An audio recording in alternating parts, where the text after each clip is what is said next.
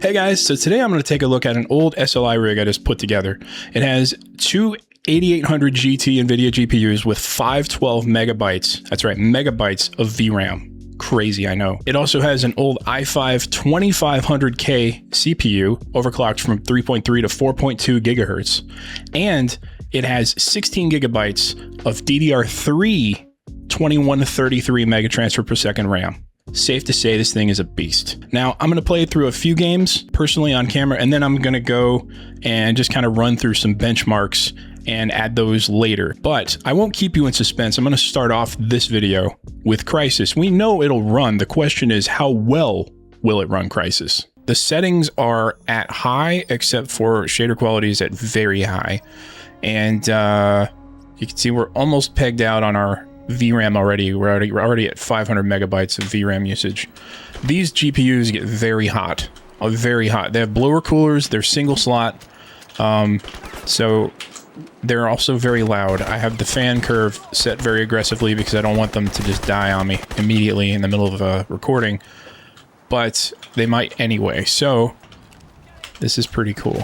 It's actually very playable, and I just get addicted to the gameplay, so I might just play it way too long. I have a limited time to record, and I need to stop playing it at some point, but I might get caught up here just playing all day.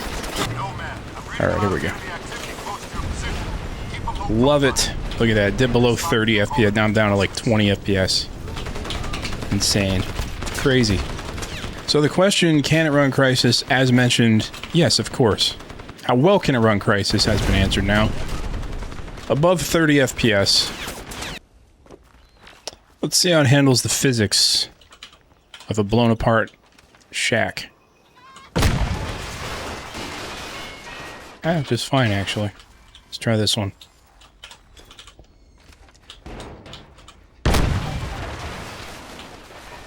Yeah. Alright, perfectly playable. And here's the game running with a single GPU. You can see already the frame rate is unplayable. It is running at 20 frames per second if I'm lucky. But yeah, same settings. You can see here it is unplayable practically. It's running like 20 and below FPS on one card. Still impressive, honestly, for the settings being... It is 1080p, and it is a 2007 graphics card with only 512 megs of VRAM. The fact it's still able to run Crysis at 20 FPS on high and very high settings with a single card is pretty impressive, I'll have to say. But yeah, unplayable. Not gonna put myself through this. I don't like this. And I'm gonna move on to Crysis 2. This is Crysis 2 with SLI off. And I am on extreme everything at 1080p with a single 8800 GT. And impressively enough, we're getting over 20 FPS. Again, 512 megs of VRAM at 1080p, which is a pretty relatively high resolution, especially for the time. And we're getting over 20 FPS. Now, granted, this is a very, very enclosed area. As soon as I get out into an open space, I have a feeling that frame rate is going to nosedive, but the fact it's playable at all right now, I mean, it's not really playable, but you know, it's a cinematic playable. Alright, so you can see we're at like 25, 20-ish FPS. Not great, not what I'd consider playable, but pretty impressive considering the fact that this GPU came out in 2007. Let me go ahead and switch over to SLI. And we'll see how that fares.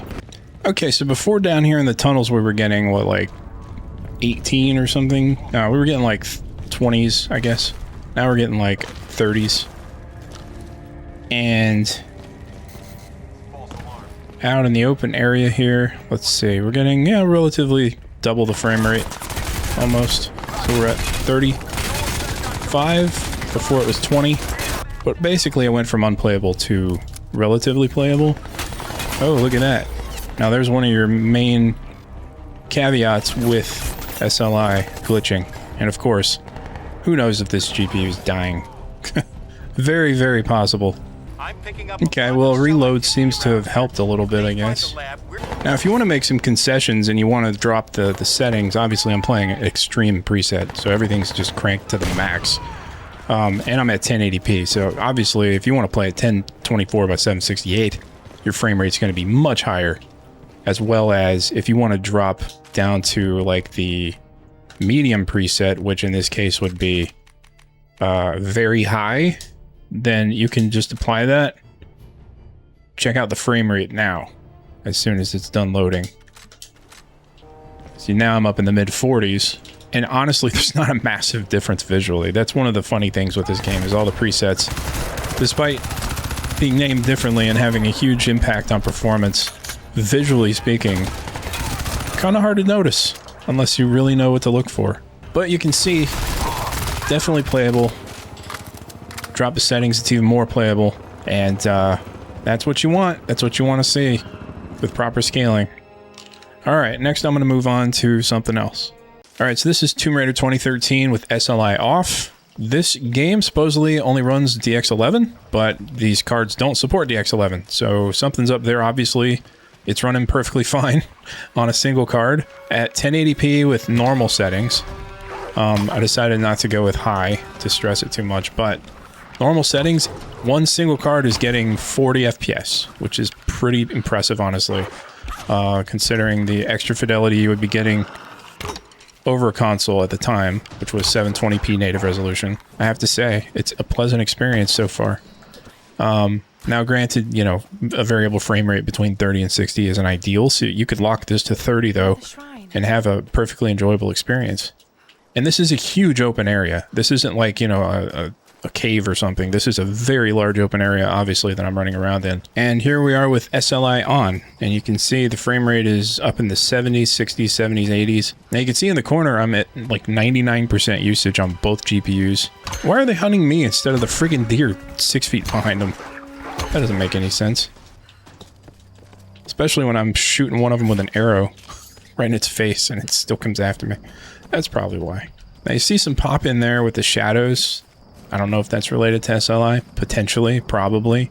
But for the most part, I'm not seeing any like visual artifacting. If you bought these cards in 2007, this game came out 6 years later, and you were still potentially gaming at 1080p 60, well into the future, which is great. All right, I'm gonna move on. This is Max Payne 3, a game that was actually pretty cutting edge when it came out. You can see it looks like it does have an SLI profile, so it's using both GPUs at like 99%, which is fantastic. So I'm going to actually just jump into the story mode here and just do a little bit of running around. I just want to see... Oh yeah, there you go. Upwards of 60 FPS. We're in the 50s. I hadn't lost my edge, along with everything else. Enter bullet time. So we're at the very beginning of the game, obviously. Shoot dodge. Bullet to the head. Such a brilliant game. The mechanics are just awesome.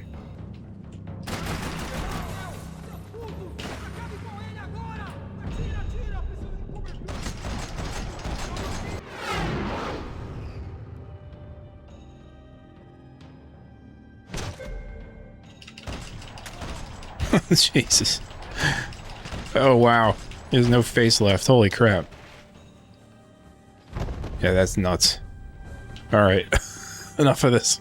So yeah, that was cool. I've never played with SLI before. That was an interesting experience for sure. Here's some benchmarks from some other games.